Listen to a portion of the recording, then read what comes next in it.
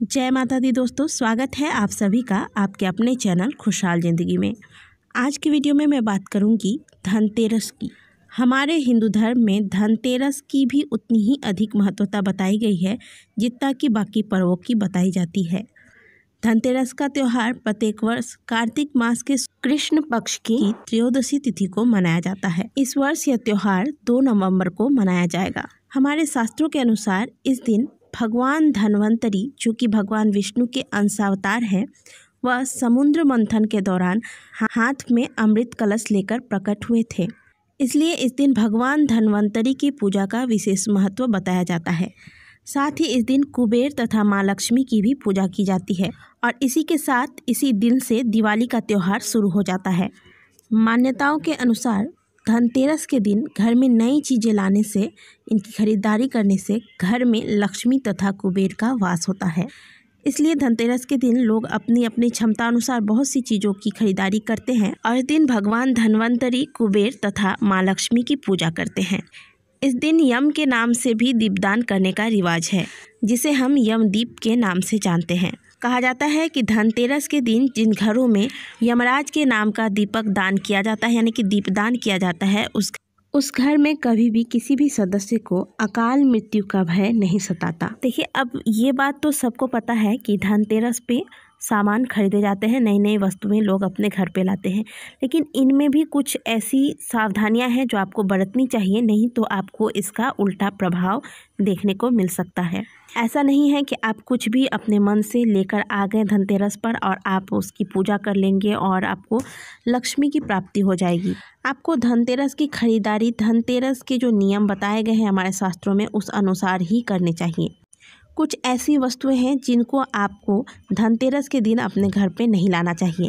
साथ ही कुछ ऐसी वस्तुओं का भी वर्णन किया गया है जिन्हें अगर आप धनतेरस पर घर पर लेकर आते हैं तो आपको माँ लक्ष्मी की कृपा प्राप्त होती है। यदि बात करें अशुभ वस्तुओं की, यानी कि जो वर्जित वस्तुएं हैं जिनका खरीदारी धनतेरस पर नहीं किया जाता है, तो इनमें सबसे पहला नाम आता है लोहा का।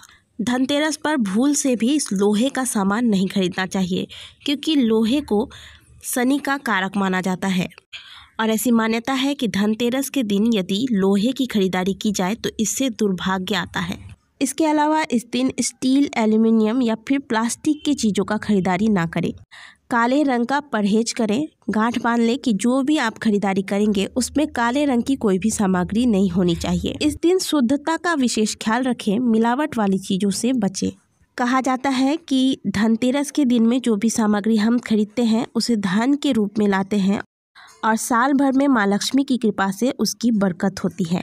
इसलिए इस दिन चांदी के सिक्के, आभूषण या फिर सोने के आभूषण इत्यादि खरीदना अत्यंत ही शुभ माना जाता है। लेकिन जो लोग सोना चांदी नहीं खरीद सकते वो क्या करें? कहा जाता है कि आज के दिन जब भगवान धन्वंतरी प्रकट हुए थे तो उनके हाथ में पीतल का कलश था। मान्यता है कि भगवान को पीतल की वस्तुएं अत्यंत ही प्रिय है, इसलिए इस दिन पीतल की खरीदारी करना भी बहुत ही शुभ माना जाता है। इसके अलावा आज के दिन झाड़ू खरीदना अत्यंत ही शुभ माना जाता है। झाड़ू को माता लक्ष्मी का प्रतीक माना जाता है। यह नकारात्मक ऊर्जाओं को समाप्त कर घर में सकारात्मकता फैलाता है, जिससे कि घर में दरिद्रता का नाश होता है, सुख शांति आती है। इसलिए आज के दिन भले आप सोना चांदी कुछ भी खरीदें, लेकिन एक झाड़ू अवश्य लाएं। नई झाड़ू लाने के बाद दिवाली के दिन जब आप लक्ष्मी गणेश की पूजा करें, उस वक्त इस झाड़ू की भी पूजा की जाती है। इसके बाद वाले दिन से आप इस झाड़ू को इस्तेमाल कर सकते हैं और पुराने झाड़ू को घर से बाहर निकाल कर किसी ऐसे स्थान पर रखें जहां पर किसी का पैर इस पर ना पड़े, क्योंकि दिवाली प्रकाश का पर्व है और इस पर्व में दीपक की बहुत अधिक महत्वता होती है। इसके बिना आपकी दिवाली अधूरी है, इसलिए धनतेरस के दिन आप मिट्टी के दीपक अवश्य लाएं।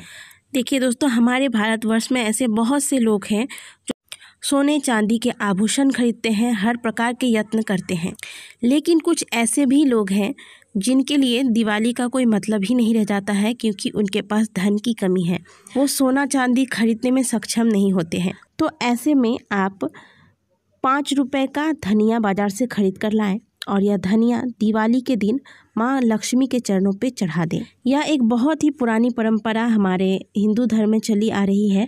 इसे कोई भी कर सकता है। दिवाली के दिन आप माता लक्ष्मी को धनिया चढ़ाएं। यह धनिया आप धनतेरस के दिन ही खरीद कर लाएं।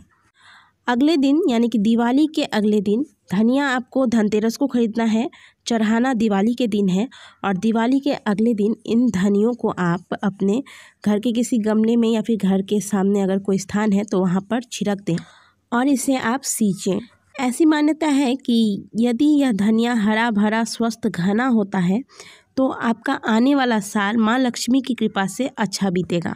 लेकिन अगर यह धनिया नहीं उगता या फिर अच्छे से नहीं उगता है, उगता तो है लेकिन जैसे उगना चाहिए हरा भरा स्वस्थ धनिया घने तरीके से नहीं उगता है, तो इसका मतलब होता है कि आपका आने वाला साल भी इसी साल की तरह ही रहेगा, सामान्य रहेगा। इसके अलावा माँ लक्ष्मी के पूजन में कमलगट्टे तथा कौड़ियों की भी बहुत अधिक महत्वता बताई जाती है। इसीलिए आप धनतेरस के दिन ही यदि आप इन दोनों चीज़ों को खरीदते हैं तो बहुत उत्तम होता है। 11 पीली कौड़ियाँ खरीद ले, इस पे आप थोड़े से केसर के तिलक लगा दें और दिवाली वाले दिन इन कौड़ियों को आप पूजा स्थान पर रखें। माँ लक्ष्मी की पूजा के साथ साथ इनका भी पूजन करें और जब पूजा समाप्त हो जाए अगले दिन लाल रंग के कपड़े में बांधकर इन कौड़ियों को आप अपने तिजोरी में रख दें। इससे पूरे वर्ष भर माँ लक्ष्मी की कृपा आप पर बनी रहेगी। तो दोस्तों, ये थे धनतेरस से जुड़ी हुई कुछ जरूरी बातें जो आज की वीडियो में हमने आपको बताई हैं। धनतेरस के शॉपिंग करते वक्त आप इन बातों का अवश्य ध्यान रखें। आशा है कि आज की दी गई जानकारी आपको अच्छी लगी होगी। वीडियो अच्छी लगी है तो वीडियो को लाइक करें, कमेंट बॉक्स में जय माँ लक्ष्मी अवश्य लिखें। मिलते हैं अगले वीडियो में, तब तक के लिए जय माता दी।